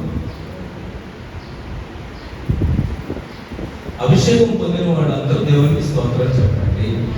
అభిషేకం అంటే ఏందో చెప్పాను, అభిషేకం అంటే మీరు అప్పుడు చెప్పలేదని చెప్పారు, అభిషేకం అంటే ఏదో చెప్పాను, అభిషేకం ఎవరు ఇచ్చారో చెప్పాను, నేనేం చేశానో చెప్పాను, దేవుడు ఏం చేశారో చెప్పాను. ఇప్పుడు చెప్పండి, అభిషేకం పొందిన వాళ్ళు దేవునికి స్తోత్రం చెప్పండి అంటే అదే స్కూల్లో పిల్లలు అయితే సాగు కొట్టుకోండి పెట్టుకొని పడేది. స్టూడెంట్స్ అయినా ఇంటర్లో వాళ్ళైనా వాయించి పడేసేవాడు ఈ బాడీ. మీరు సమస్తము ఎరుగుతుంది కదా. అక్కడ ఎలా ఫస్ట్ చదువుకున్న వాక్యం ఏంటి? మీరు పరిశుద్ధాత్మ పొందిన వారు కనుక, దేవుని ఆత్మలో నిలబడిన వారు కనుక, ఆయన మార్పు చెందిన వారు కనుక మీరు సమస్తమును ఎరుగుదని చెప్పారు కదా. నేను ఎంత చెప్పినా పరిశుద్ధాత్మలో అగ్నిలో పాల్గొంది అభిషేకం పొందిన వాళ్ళు దేవునికి స్తోత్రం చెప్పడం మాట ఇట్లా చెప్తే ఏమైతే చెప్పడం ఏమైంది అంటే ఎట్లేదమ్మా? నిద్రలు వస్తున్నాయా? మరి ఆలోచన ఇక్కడే ఉందా? ఇప్పుడు చెప్పండి, ప్రభు అయిన యేసుక్రీస్తు చేత నేను పరిశుద్ధాత్మ చేత నేను బాప్తిస్మము పొందాను. హల్లెలూయా. దేవుని యొక్క అగ్ని చేత కాల్చబడి నేను అభిషేకము పొందాను. హల్లెలూయా. దేవుని యొక్క చేతితో నా తల దేవుడు అంటి ఉన్నాడు. హల్లెలూయా. ఎన్నోసార్లు మీరు కన్నీటితో ప్రార్థించారు, తండ్రి నీవే నాకు సహాయకుడు నాయన, ఈ క్షణంలో నీవు చెప్తే నన్ను ఆదరించేవాడు ఎవరు లేరు తండ్రి అని నువ్వు ఎన్నోసార్లు మొదలుపెట్టుంటావు దేవుని సన్నిధానం, ఎంతో కన్నీరు కార్చుంటావు నువ్వు దేవుని సన్నిధానం. ఆ టైంలో దేవుడు ఏం చేస్తాడు? నా కుమారుడా ఏమి బాధపడుతున్నాయన, సమయం వచ్చినప్పుడు ఒక చక్కని తన రీతిగా నేను మార్గం ఏర్పరుస్తున్నాను నీకోసం అని చెప్పేసి ఆయన ఏం చేస్తాడు? ఆయన చేతితో తల మన తలని ఏం చేస్తాడు? నూనెతో అంటూ ఉంటాడు. నా కుమారుడా జాగ్రత్తగా ఓర్చుకో నిలబడని ఏం చేస్తారో దేవతలు వచ్చి మనకి ధైర్యం చెప్తూ ఉంటారు. బైబిల్ చదువుతామంటే ఇలాంటివన్నీ కూడా మనకి దేవుడు ఎక్కడంటే అడుగుతుందా? నా తలంతా ఇంకా డ్రైగానే ఉంది అనుకుంటుందా? ఎక్కడొచ్చింది? అక్కడ వస్తే మంట తగలబడాలి కదా, నా ఒళ్ళు తగలబడలేదండి అనుకోకూడదు. పరిశుద్ధాత్మ పౌరాలు ఎక్కువ రావాలి కదా అని పౌరాల కోసం చూడకూడదు. ఏమా చూసారు ఎవరైనా బాబు చేసుకుంటే ఇంకా భయంకర తల్లిద్దర మన మీద పౌరం వచ్చిందా లేదా అని ఏమవుతుంది? మన మీద కాపులు అవుతాయి. మన దగ్గర ఏమొస్తాయి? బాబు చేసుకుంటే ఏమొస్తాయి? ఏమొస్తాయమ్మా? మన మీద ఏమొస్తాయమ్మా? ఏమొస్తాయి మన మీదకి? పావురాలు వస్తాయి, కాపులు వస్తాయా? అక్కడ ఏమి ఉంటే అది వచ్చింది అంతేగా. జనరల్గా ఏముంటాయి మన ఇంటి మీద? కాపులు ఏముంటాయి? అయ్యో మనకి సరిపడా అని దేవుడు తప్ప కాదు. ఆకాశం నుంచి ఏమొచ్చిందంట? ఒక పావురం వచ్చిందంట. యోహాను చెప్తా ఉన్నాడు, సాక్షిగా నిలబడ్డాడు. ఆయన ఊరు గలిలయ అంతా కూడా తిరిగి ప్రచారం చేస్తున్నాడు. ఇదిగో నజరేయుడైన యేసుక్రీస్తు యొక్క బాప్తిస్మం జరిగిన సన్నివేశాన్ని ఆయన అందరికీ తెలియజేస్తూ ఉన్నాడు. పరిశుద్ధాత్మ శక్తి ద్వారా ఆకాశం నుంచి పావురం ద్వారా వచ్చి ఆయన అభిషేకము పొందాడని అంతటా ప్రచారం చేస్తా ఉన్నాడు. హల్లెలూయా. మనం కూడా దేవుల్లో అభిషేకము పొందిన వారికి ఎట్లా ఉండాలమ్మా? అలర్ట్గా ఉండాలి. అనిపించాలి ఒక మంచిని ఎప్పుడు మనం అందరికీ తెలియజేసే వారిగా ఉండాలి. నేను నిర్వహిస్తున్నాను. నేను పరిశుద్ధాత్మ శక్తితో నిర్వహిస్తుంది. ఆయన సహకారం తీసుకుని నేను ఏం చేస్తున్నాను? నీడలో నేను నీకు బాప్తిస్మం ఇస్తున్నాను. యోహాను ఇచ్చినట్లుగా. యోహాను ఏం చేశాడు? నీడలో బాప్తిస్మం ఇచ్చలేకున్నాడు. కానీ కార్యవంతం జరిగిస్తుంది ఎవరు? మన ప్రభు అయిన యేసుక్రీస్తు. ఆయన వస్తున్నాడు వెంటనే. ఆయన వచ్చి ఏం చేస్తా ఉన్నాడు? ప్రభు అయిన యేసుక్రీస్తు కోసం ఎవరు వచ్చారు? అక్కడ ఆకాశం నుంచి పరిశుద్ధాత్మ శక్తి అనే రూపంలో పాప రూపంలో తండ్రి అయిన దేవుడు ప్రభు అయిన యేసుక్రీస్తు పంపాడు. మన కోసం ఎవరు పంపుతారు? ప్రభు అయిన యేసుక్రీస్తు పంపుతాడు. ఏం పంపుతాడు? పరిశుద్ధాత్మను మరియు అగ్నిని. నిన్నేం చేస్తున్నాడు? శుద్ధి చేస్తా ఉన్నాడు. ఆయన నిన్ను పవిత్రపరుస్తూ ఉన్నాడు. పవిత్రపరిచి నీ యొక్క ఆత్మని దేవుని యొక్క ఆత్మతో ఏకం చేస్తా ఉన్నాడు. నీకు దేవునికి మధ్య రిలేషన్, సహోదరుల ఐక్యత కలిగి ఉండుట ఎంత మనోహరం అంటున్నాడు. నేను నీ నిజ స్నేహితుని కనుక నువ్వు నాతో స్నేహం చేయి.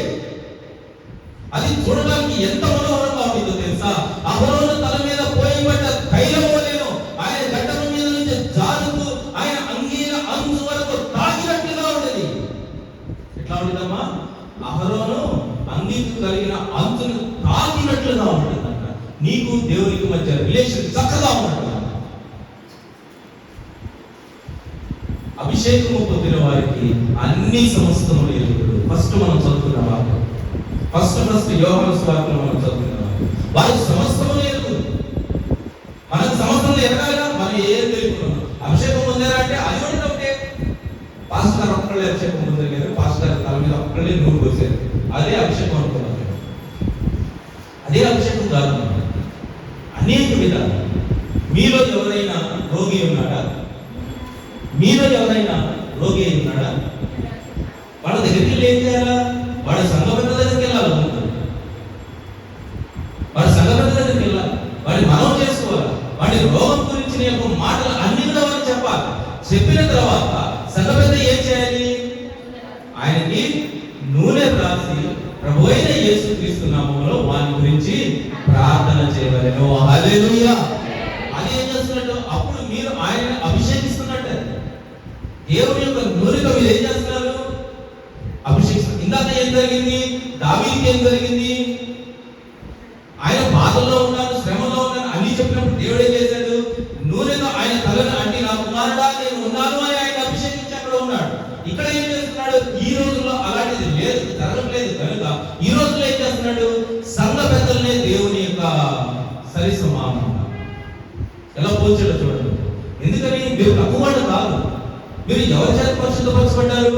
ప్రభు అయిన యేసుక్రీస్తు చేత మీరు పరిశుద్ధపరచబడి అగ్ని చేత మీరు కాల్చబడ్డారు కనుక, నిజ స్నేహితుడిని మీరు ఎరిగారు కనుక, నిన్ను ఆయన నిజ స్నేహితుడిని నమ్మాడు కనుక ఆయన చేస్తున్నాడు, నా పక్షమున నువ్వు వెళ్ళి వారికి నా పేరు నువ్వు రాసి ప్రార్థించు. హల్లెలూయా. ఆ రోగి ఏమవుతాడంట? స్వస్థపడను. హల్లెలూయా. అక్కడ నువ్వేమవుతున్నావు? బాప్తిస్మా ఇచ్చు యోహాను వలె నువ్వు ఉన్నావు. బాగు చేసేవానిగా ప్రభు అయిన యేసుక్రీస్తు వారి వలె ఉన్నావు. అదేనమ్మా ఇంటర్లింకింగ్. అది ఒక యాజకుడే అభిషేకించబడి ఒక యాజకుడే అభిషేకం పొందేవాడు. మనందరూ దేవుని యొక్క పరిశుద్ధాత్మలో అభిషేకం పొందినవారు.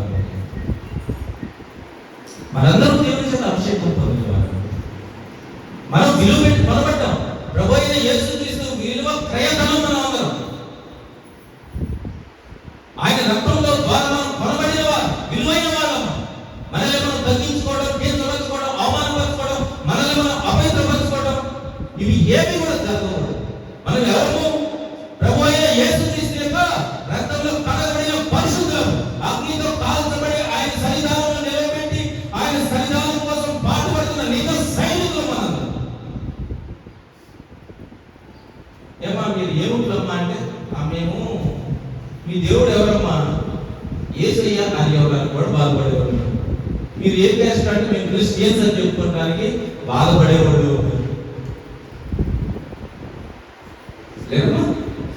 మేము క్రైస్తవులం, దేవుని బిడ్డలం అని చెప్పుకొని నిలబడడానికి భయం. చాలా మందికి భయం. చాలా మందికి భయం. ఎందుకు? ఎక్కడ తప్పు చూపిస్తారు, ఎక్కడ చిన్న చూపిస్తారు.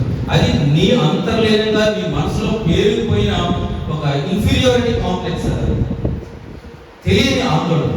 ఇక్కడ ఏం చెప్తున్నాడు దేవుడు? ఎంత శ్రద్ధగా చెప్తున్నాడు. ఆ క్రీస్తుని ఎరిగిన నీవు ఈ మాటలన్నీ మన మనసులో ఉంటాయి. ఎంత ధైర్యంగా నిలబడతావు దేవుని కోసం.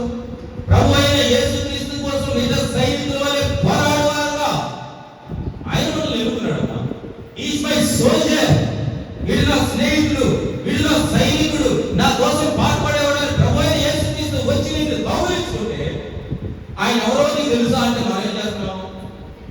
పేతురు అని ఈయనెవరో నాకు తెలియదు, ఈయనెవరో నేను ఎప్పుడు చూడలేదు, అసలు నేను చర్చికే చెప్పలేదు. ఆ పక్కన వాళ్ళు ప్రార్థన చేస్తే నేను వింటాను అంతే. నేను వెళ్ళను, ప్రార్థనకి వెళ్తాను కానీ ప్రార్థన చేయను, ఓరకి వెళ్తాను. యేసుక్రీస్తు ఎంత నమ్మాడము పేతురు? పేతురు నువ్వు నేను తెలియదని నువ్వు ముమ్మారు మాట్లాడతావు. నేను ఎవరో నీకు తెలియదు. ఎంత సేవ, ఎన్ని క్రియలు, అద్భుతాలు పేతురు చూసాడు. ఎన్ని చూశాడు. తీరా ఆయన ప్రాణం మీదకి వచ్చేసరికి భయం వచ్చేసి నువ్వు ఆ 12 మంది శిష్యులో ఒకడో కలు, యేసుక్రీస్తు శిష్యులో ఒకడో కలు. నాకు తెలియదు ఆయన. నేను నా 12 మందిలో కావాలి. ఆయన గుంపుల పట్టి నేను ఎక్కడో చూసాను. ఆయన లేదు, నేను ఎక్కడ కనపడలేదు. మూడోసారి కూడా ఒక చిన్నది వచ్చి అడిగితే ఆయన అంటాడు, చీచి నాకు సాగు రాదా, నేను అదే ఇది అని కూతు తీర్చుకొని ఏం చేస్తున్నాడమ్మా? ఆయన ఎవరో తెలియదండి ఎన్రాయ్ అని ఏం చేస్తున్నాడు? తనని తాను దూషించుకోవడం మొదలుపెట్టాడు. మనం అంటాం కదా, మనం కూడా తీసుకుంటాం కదమ్మా. మనం చెప్పిన మాట ఎలా ఉంటే ఎవరు ఎక్కడైనప్పుడు మనం ఏం చేస్తాం?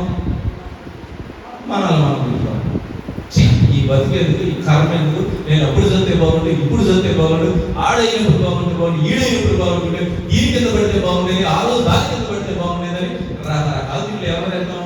మా ఎందుకని ఎదురులోనే ఎట్లయినా అదే అక్కడ పేరు చేస్తాం. ఎంతో గొప్పగా దేవుని సన్నిధానంలో తన శిష్యుల్లా చేసుకుంటే ఆ తర్వాత ఏం చేశాడు పేతురు? నువ్వెవరో నాకు తెలియదు అని పరిశుద్ధాత్మ శక్తి ద్వారా ఆయన్ని నింపి అగ్నితో ఆయన పవిత్ర చేసి ఏమన్నాడు? చివరికి దేవుడిని తోసేశాడు. అయితే ప్రభు అయిన యేసుక్రీస్తు ఆయన మీద చూపించిన ప్రేమని తర్వాత గుర్తు చేసుకుని పేతురు ఎంత కష్టపడ్డాడు అంటే దేవుని సన్నిధానంలో అసలు తన ప్రాణం లాస్ట్ మినిట్ పోయేంత వరకు కూడా దేవుని చేతిని ఎన్నడూ కూడా విడిచిపెట్టలేదు. హల్లెలూయా, హల్లెలూయా. అభిషేకించబడిన వారైనా ఇంకొకళ్ళైనా ఒకసారి రాంగ్ జరిగితే, మిస్టేక్స్ జరుగుతాయి, ఎప్పుడైనా సరే తప్పు చేయకుండా ఎవరు కూడా. బట్ ఆ తప్పు తెలిసిన తర్వాత మనలో కలిగే మార్పు మీరు చూసారమ్మా. ఆ మార్పు ఏం చేయాలి? హై పిక్స్ వెళ్ళిపోవాలి. ఇక దేవుని నిన్ను నన్ను వేరు చేసే ఒక శక్తి ఏది కూడా ఉండకూడదు. లేనంతగా మనం ఏం చేయాలి? దేవుడు అటాచ్మెంట్ పెంచుకోవాలి. సమస్తము దేవుడే అని మనం చేయాలి. పౌరులు కాకుండా దేవుడిని అభిషేకించిన వాళ్ళు ఇంకొకటి ఉన్నారు. ప్రభు అయిన యేసుక్రీస్తుని పరిశుద్ధాత్మ వలన దేవుడు ఆకాశం నుంచి అభిషేకిస్తే దేవుడిని మన ప్రభు అయిన యేసుక్రీస్తుని మనుషులే వాళ్ళు అభిషేకించారు. ఒక స్త్రీ ఆ వాక్యాన్ని ఒకసారి చూడండి.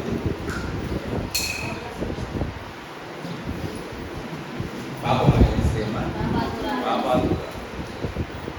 మార్క్స్ వార్త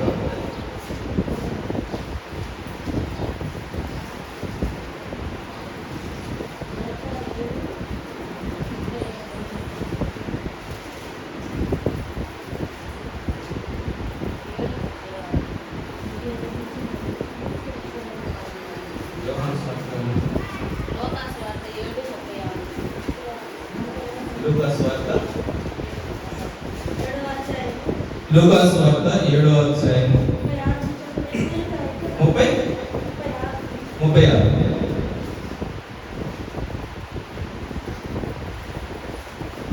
లూకాసు వార్త 7వ అధ్యాయం 36వ వచనం నుంచి చదువుతున్నాను. పరిసయ్యులలో ఒకడు తనతో కూడా భోజనము చేయవలెనని ఆయనను అడిగాను. దాని తర్వాత ఆయన ఆ పరిసయ్యుని ఇంటికి వెళ్ళి భోజన పంక్తిని కూర్చుండగా, ఇక్కడ ఎవరమ్మా? పరిసయ్యులు, శాస్త్రులు అప్పుడు అంతా దేవునికి వ్యతిరేకమే. అయితే ఎవరో ఒక ఇంట్రెస్ట్ కలిగిన వాడు ప్రభు అయిన యేసుక్రీస్తుని భోజనానికి పిలిచాడు. చిచి నువ్వు పాపాత్ముడు, నేను రాను అన్నాడా? ఏమా అన్నాడా? పోయిన వారం చెప్పుకున్న వాక్యం రీతి అదే. పోయిన వారం మనం చెప్పుకున్న వాక్యం రీతి అదే. ఒట్టి చక్కి పిలిచాడు. ఒట్టి చక్కి ఆ ఊళ్ళో ఏమంటాడు? వడ్డీలకి ఇస్తా, అవి చేస్తా, అనేక అంతా గందరగోళం ఉండేవాడు. ప్రభు యేసుక్రీస్తు ఆయన చెప్పండి, జకయ్య నువ్వు ఆ చెట్టు దిగిరా, నేను నీ ఇంటికి రక్షణ వచ్చిన తర్వాత ఎంటనే తీసుకెళ్ళాడు. ఆయన ఇంటికి వెళ్ళిపోయాడు. ఆయన రోగు దగ్గరికి వెళ్ళాడు. ఆయన పాపాత్మురాలు స్త్రీ దగ్గరికి వెళ్ళాడు. సమయ స్త్రీ దగ్గరికి వెళ్ళి అక్కడ ఆ పాపాత్మురాలు చేత నీళ్ళడానికి ఆయన దగ్గరికి వెళ్ళాడు. ఆవిడ చేత తాగడానికి. మనమేమంటున్నాం? పోయిన వారం చెప్తున్నదమ్మా, గుర్తుందా? పోయిన వారం వాక్యం, పోయిన వారం అందరికి గుర్తుంది కదమ్మా వాక్యం? అందరు గుర్తుంది కదమ్మా? అలా చీచి అంటారు. వాళ్ళ మనసులు మనం హట్ చేయదు. స్వైతే వెళ్తాం, లేకపోతే అంతే మనం కూర్చో. ఇక్కడ ఏం చేస్తున్నాడు ప్రభు యేసుక్రీస్తు? పరిసయ్యులలో ఒక ఇంటికి వెళ్ళి అక్కడ భోజన పంక్తిని కూర్చున్నాడు. అక్కడ ఏం జరుగుతుందో చూడండి. కూర్చుండగా ఆ ఊరిలో ఉన్న ఎవరంటమ్మా? ఆ ఊరిలో ఉన్న పాపాత్మురాలైన ఒక స్త్రీ యేసు పరిసయ్యుని ఇంట భోజనం కూర్చున్నాడని తెలుసుకొని ఒక బుడ్డిలో అత్తరు తీసుకొని వచ్చి వెనక తట్టు ఆయన పాదముల యొద్ద నిలబడి ఏడ్చుచు కన్నీళ్లతో ఆయన పాదములను తడిపి తన తల వెంట్రుకలతో తుడిచి ఆయన పాదములను ముద్దు పెట్టుకొని ఆ అత్తరు వాటికి పూసెను. ఆయన పిలిచిన పరిసయ్యుడు అది చూసి, ఈ ప్రవక్తల ఎడల తన్ను ముట్టుకొనిన ఈ స్త్రీ యువతియో ఎటువంటిదో అని ఎరిగియుండును. ఇది పాపాత్మురాల అని తనలో తాను అందుకునేది. అందుకు యేసు, సీమోను, నీతో ఒక మాట చెప్పవాలని ఉన్నానని అతను అనగా, బోధకుడా చెప్పుమనేది. యాక్చువల్గా ఇంకొక వర్స్లో ఎక్కడ ఉంటుంది, అది తనకు కలిగినదంతయు కూడా అమ్మి, ఆ అతను ఎట్లా ఉండిందట, ఆ అతను కొనిన యొక్క విధానం ఏది అంటే, తనకు కలిగినదంతయు కూడా అమ్మి ప్రభు అయిన యేసుక్రీస్తు ఒక పరిసయ్యుడి ఇంటికి వచ్చి ఉన్నాడు అని చెప్పేసి ఆవిడ పాపాత్ములైన స్త్రీ ఎరిగింది. అయితే ఆయన పరిశుద్ధుడు, గొప్పవాడు, దేవుని కుమారుడు అని నమ్మిన ఆ పాపాత్మురాలు ఏం చేస్తా ఉంది, ప్రభువుని ముట్టుకోవాలి, ఆయనను అభిషేకించాలి అని చెప్పేసి ఏం చేస్తా ఉంది, తన దగ్గర ఎంత ధనమైతే ఉన్నదో ఆ ధనాన్నంత సమకూర్చి ఏం చేస్తుంది, ఎంతో మిక్కిలి విలువైన అత్తరుపుటిని ఒకటి కొని, అది చాలా కాస్ట్, కొని ఏం చేస్తుంది, ఒక దూరంగా ఉండి కన్నీళ్లు పెట్టుకొని విడిచుతూ ఆయన పాదములు ఏం చేస్తుంది, ఆ పాదముల మీద తన అత్తరుపుటితో పోసి ఏం చేస్తుంది, తన జుట్టుతో ఆ పాదములను తుడిచివేస్తుంది. హల్లెలూయా. దేవుడిని అభిషేకించే అంతగా నూనె ఎక్కడ అభిషేకిస్తారమ్మా? తల మీద. అభిషేకం అంటే తల మీద పోస్తే అభిషేకమా? అట్లాంటి కొన్ని మనకు చాలా ఉంటాయి. అభిషేకం అంటే మొహాలి, మోకరించాలి, నూనె కూడా తీసుకొచ్చి తల మీద పోయి. ఇక్కడ అభిషేకం అనేది తల మీద పోసి అభిషేకించేది రాజుల్ని, యాజకుల్ని. ఒక రోగిని నువ్వు అభిషేకించాలి, సంఘ పెద్ద. ఎలా అభిషేకిస్తావు? నూనెని తీసుకొని ఆ గాయం మీద రాసి నువ్వు ప్రార్థిస్తే అది కూడా అభిషేకం. దేవుడు మట్టితోటి ఒకరిని అభిషేకించాడు. తన కళ్ళు లేవు అన్న తర్వాత ఉమ్మి వేసి నేలలో మట్టిని తీసుకొని తన కళ్ళను పూయగా, చేతులతో ఆ మట్టితో కళ్ళ మీద పూయగా గుడ్డివాడు కనులు పొందారు. ఆయన చేతిలో స్వస్థత ఉన్నదమ్మా. ఆ స్వస్థతను నీకు తీసుకొని ఏం చేస్తున్నాడు, ఎవరైనా నాకు కష్టమన్నది, రోగం అన్నదాన్ని నీ ఎదుర్కొ వచ్చినలా వారి సంఘ పెద్ద యోధులు తీసుకెళ్ళను. తీసుకెళ్ళిన తర్వాత ఆ సంఘ పెద్ద ఏం చేయాలి, నూనె రాసి వారి కోసం ప్రార్థించాలి. ఆ నూనెలోనే అభిషేకం ఉన్నది. హల్లెలూయా. అది మామూలుగా అయితే నూనె. ఎప్పుడైతే నువ్వు ప్రార్థిస్తున్నావో ఆ ప్రార్థించే వాళ్ళు ఎవరు, వారి దేవుని అయిన మన ప్రభు అయిన యేసుక్రీస్తు యొక్క పరిశుద్ధ ఆత్మను పొంది అగ్ని చేత కాల్చబడిన నీవు ఆ నూనెను ముట్టుకొని ప్రభు అయిన యేసుక్రీస్తు నామములో అని నువ్వు ప్రార్థించిన వెంటనే ఆ నూనె ఏమవుతుంది, పరిశుద్ధమైపోయి ఏం చేస్తా ఉన్నావు, వారిని అభిషేకిస్తా ఉన్నావు. ఒక చోట రాజులు చేసేది అభిషేకము, అది ఒక గొప్ప విందులాగా జరుగుతుంది. యాజకులకు చేసే అభిషేకము పరిశుద్ధతను సంతరించుకుంది. నీవు రోగికి చేసే యొక్క అభిషేకము స్వస్థతను కలుగజేసేది. బాప్తిస్మం తీసుకుంటే వచ్చే అభిషేకము పరిశుద్ధత నీకు తోడు అని గుర్తు చేసేదిలాగా. ఇక్కడ ఈ స్త్రీ అత్తరుని తీసుకుని ఏం చేస్తా ఉంది, దేవుని పాదములను కన్నీరుతో తన వెంట్రుకలతో అత్తరు పోసి కాళ్ళని ఏం చేస్తున్నామో తన జుట్టుతో తుడుస్తాం. తనకు కలిగినదంతయు కూడా అమ్మి వేసి ఆ పాపాత్ముల డబ్బు ఎంతో సమకూర్చింది. ప్రభువైన యేసుక్రీస్తు పాదముల చెంత నేను ఉంటే ఇక నాకు లోకంలో ఏది కూడా అవసరం లేదు అని ఒక గొప్ప తీర్మానము ఆ స్త్రీ చేసుకున్నది. హల్లెలూయా. ఈ రోజున మనందరం కూడా చేసుకోవాల్సిన తీర్మానం కూడా అదే. దావీదు మహారాజు ఏ తీర్మానం చేసుకున్నాడు, యెహోవాయే నాకు కాపరి అయ్యుండగా నాకు లేమి కలుగదు, పచ్చిదల చోట్ల ఆయన నన్ను పరుండ చేయును, శాంతికర జలముల యొద్ద ఆయన నడిపించిన, గడాంధకారపు లోయలో సంచరించిన, ఏ అపాయములకు నేను భయపడను. నూనెతో ఆయన నా తల అంటి ఉన్నాడు, చిరకాలము కృపాక్షేమములు నా వెంట వచ్చినట్లుగా నేను చిరకాలము యెహోవా మందిరములో నేను నివాసము చేసేదను. హల్లెలూయా. ఇంక ఏం పని ఆ స్త్రీకి? ఆ స్త్రీకి ఏం పని? ఆవిడ తీర్మానం ఎంత గొప్ప ఉంది. ఆ డబ్బంతా పాపం డబ్బంతా సమకూర్చుకొని నేను విందులు వినోదాలు గొప్ప పెద్దలని ఆవిడ అంటుంది. కానీ దాన్నంతా ఏం చేసింది, ఇచ్చి ఇది నాకు ఏది అవసరం లేదు, ప్రభు యొక్క పాదముల చెంత ఉంటే చాలు అని చెప్పేసి ఏం చేసింది, ఆ పాదములని ఆ అతను నుండి ఎంతో కాస్ట్లీ అంటారు అది పెట్టి ఏం చేసింది, ఆయన పాదములు చూస్తూ ఏం చేస్తుంది, నేను సూపర్ దాన్ని నా ఆశనంతా అమ్మి నేను యేసుక్రీస్తు చేసి నేను గొప్పదాన్ని అనుకుంటుందా? కన్నీళ్లు తాగుస్తుంది. ఆ కన్నీళ్ళు దాచడానికి రీజన్ ఏంటి? అయ్యో నేను సంపాదించిన డబ్బు అంతా ఆకలి వేస్ట్ చేసిన తెలుస్తుందా? ఎందుకు తెలుస్తుంది? తండ్రి ఎన్నో పాపాలు చేశాను ఆయన, నీ అంత పరిశుద్ధుని పుణ్యాత్ముని దేవుని కుమారుని నేను కనుగొనగలిగాను తండ్రి. నా పాపం జీవితం ఎట్లాంటిదైనా సరే ఇక ముందు నేను నీ పాదముల చెంతే నివసించడానికి ఒక్కింత స్థలము ఈయన ఆయన అని చేస్తుంది. ఆయన పాదములు పట్టుకొని ఆవిడ తగ్గింపు జీవితం. స్త్రీకి గౌరవం ఏదమ్మా? స్త్రీకి గౌరవం ఏదమ్మా? తల వెంట్రుకలు జుట్టమ్మా. ఆడలు ఏది పోతుందని బాధపడతారు. దువ్వినప్పుడల్లా జుట్టుడు పోతే గుండె బయలుపోతాం. బోడుగుండ సూపర్ ఉన్నారు ఎవరన్నా? భలే ఉన్నారు ఎవరైనా బోడుగుండ లేడీస్ జడ ఎక్కడ ఉండాలా? ఉండాలి. అప్పుడు సూపర్. నల్ల లావుతో వచ్చిన జుట్టుగా నల్లగా ఉంటే నిరలాడుతూ ఉంటే ఆ స్త్రీకి ఎట్లా ఉండేది? ఉందా గౌరవం అన్ని విధాలు సూపర్ ఉండేది. ఆ నడకే మారిపోయింది. ఎంత వెలిగేస్తుందనుకోండి, ఏమైంది చెబుతూ పని తిరుగుతా అంతేగా. ఎంత చుట్టూ అనుకోండి, పెళ్ళగే ఉందనుకోండి, నెల్లిలో మాంసం తిరిగిందా ఏ వరం గారు బొడుగు వేసుకుని నాకు దేవిస్తే వెంటనే ముసుకేసుకుని ఎక్కడ కనపడకుండా ఉంటుంది.